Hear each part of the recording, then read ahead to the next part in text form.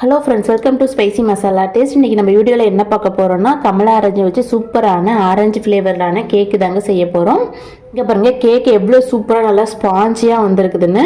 இந்த கேக்கை வந்து எப்படி செய்யலான்னு பார்க்கலாம் வாங்க. இங்கே பாருங்கள், இன்றைக்கி வந்து ஆரஞ்சு ஜூஸ் எடுத்து தாங்க நம்ம கேக் பண்ண போகிறோம். அதுக்கு வந்து 2 ஆரஞ்சு பழம் வந்து எடுத்துருக்கேங்க. இப்போ இதில் இருக்கிற மேல் தோலை வந்து ஒரு 1/2 டீஸ்பூன் அளவுக்கு தேவைப்படுங்க. அதை வந்து சீவி எடுத்துக்கலாம். நம்ம வந்து இதில் வந்து வெண்ணிலா ஃப்ளேவர் இந்த மாதிரி எதுவுமே சேர்க்க போகிறது இல்லைங்க. ஆரஞ்சோட ஃப்ளேவர் தான் வந்து சேர்க்க போகிறோம். அதனால தாங்க நம்ம வந்து தோலை வந்து கொஞ்சமாக பீல் பண்ணி எடுத்துக்கலாங்க. இங்கே பாருங்கள், ஆரஞ்சு தோலை வந்து இது மாதிரி துருவிட்டு ஒரு 1/2 ஸ்பூன் அளவுக்கு எடுத்து வச்சுருக்கேங்க. இப்போ இது ஒரு பக்கம் இருக்கட்டும். இப்போ இந்த ஆரஞ்சை வந்து கட் பண்ணிவிட்டு நம்ம வந்து ஜூஸ் எடுத்துக்கலாங்க. இங்கே பாருங்கள், இது வந்து நம்ம வந்து ஜூஸ் புழிஞ்சு எடுத்துக்கலாம். இங்கே பாருங்கள், ஜூஸும் புழிஞ்சு நல்லா ஃபில்டர் பண்ணி எடுத்து வச்சுருக்கேங்க. இப்போ இது ஒரு பக்கம் இருக்கட்டும். ஈரமெல்லாம் மிக்ஸி ஜார் எடுத்துருக்கேங்க. அதில் வந்து 3/4 கப் அளவுக்கு சக்கரை சேர்த்துக்கலாங்க.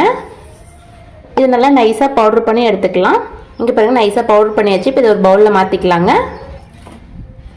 இப்போ இது கூட வந்து நம்ம பீல் பண்ணி வச்சுருக்கோம் இல்லைங்களா ஆரஞ்சோட தோல், அதை வந்து சேர்த்துக்கலாங்க. சேர்த்துட்டு நல்லா மிக்ஸ் பண்ணி விட்டுக்கலாம். இது கூட வந்து 1/4 கப் அளவுக்கு நான் ஆயில் எடுத்துருக்கேங்க. உங்களுக்கு பட்டர் இருந்துச்சுன்னா அதை உருக்கிட்டு கூட சேர்த்துக்கலாங்க. 1/4 கப் அளவுக்கு தயிர் சேர்த்துக்கலாங்க. புளிப்பில்லாத தயிராக எடுத்துக்கோங்க. நல்லா மிக்ஸ் பண்ணி விட்டுக்கலாம். இங்கே பாருங்கள், நல்லா கலந்து விட்டாச்சுங்க. இப்போ வந்து மாவு சேர்த்துக்கலாம். ஒரு வடி வச்சுருக்கேன். அதில் 1 கப் அளவுக்கு மைதா சேர்த்துக்கலாங்க. 1/2 டீஸ்பூன் பேக்கிங் சோடா சேர்த்துக்கலாங்க. 1 டீஸ்பூன் பேக்கிங் பவுடர் சேர்த்துக்கலாங்க. இது வந்து சளிச்சு எடுத்துக்கலாம். மாவு வந்து நல்லா சளிச்சாச்சுங்க. இப்போ நல்லா கலந்து விட்டுக்கலாங்க. ஏதாவது ஒரே டைரக்ஷனில் வந்து மிக்ஸ் பண்ணிக்கோங்க. இது மாதிரி விஸ்க் இருந்துச்சுன்னா கொஞ்சம் ஈஸியாக இருக்குங்க. அப்படி இல்லைனா ஸ்பூன் இருந்துச்சுன்னா கூட நீங்கள் மிக்ஸ் பண்ணிக்கலாம்.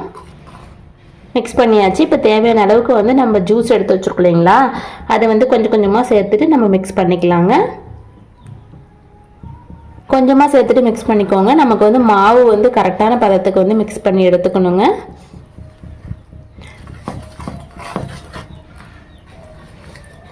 இங்கே பாருங்கள், ஒரு 3/4 டம்ளர் வந்து நான் எடுத்து வச்சுருந்தேங்க. அது எல்லாமே சேர்த்துட்டேன்.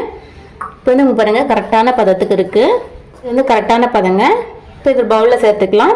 இங்கே பாருங்கள், சின்ன பவுலாக வந்து நான் 4 கப் எடுத்து வச்சுருக்கேங்க. அதில் வந்து கொஞ்சமாக ஆயில் அப்ளை பண்ணிவிட்டு நான் வந்து மைதா மாவை வந்து கொஞ்சமாக தூவிட்டு எடுத்து வச்சுருக்கேங்க. இப்போ இதில் வந்து மாவு வந்து சேர்த்துக்கலாங்க. 1/2 கப் அளவுக்கு மட்டும் சேர்த்துக்கணுங்க.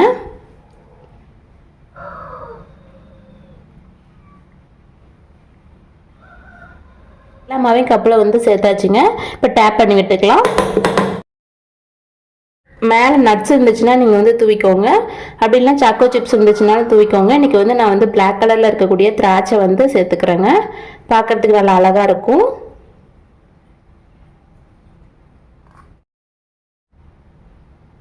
இங்கே பாருங்கள், திராட்சை வந்து மேலே வந்து ஆட் பண்ணியாச்சுங்க. இப்போ வந்து குக்கரில் வச்சுக்கலாம். இங்கே பாருங்கள், குக்கர் வந்து உள்ளே ஒரு ஸ்டாண்டை போட்டு ஒரு பிளேட்டை வச்சுட்டு ஒரு 10 நிமிஷம் வந்து ப்ரீ ஹீட் பண்ணி வச்சுருக்கேங்க.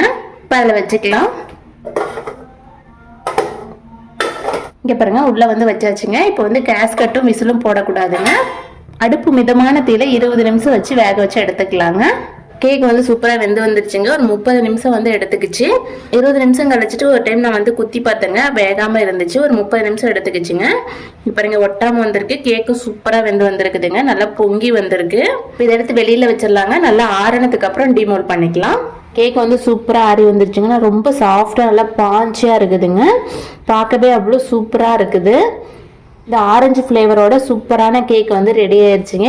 இதே மாதிரி நீங்களும் வீட்டில் டைம் பண்ணி பார்த்துட்டு உங்களோட ஃபீட்பேக் வந்து மறக்காமல் கமெண்ட் பண்ணுங்கள். என்னோட சேனல் பிடிச்சிருந்தா சப்ஸ்கிரைப் பண்ணி பக்கத்து பெல் ஐக்கன் கிளிக் பண்ணுங்கள். தேங்க்யூ, தேங்க்ஸ் ஃபார் வாட்சிங்.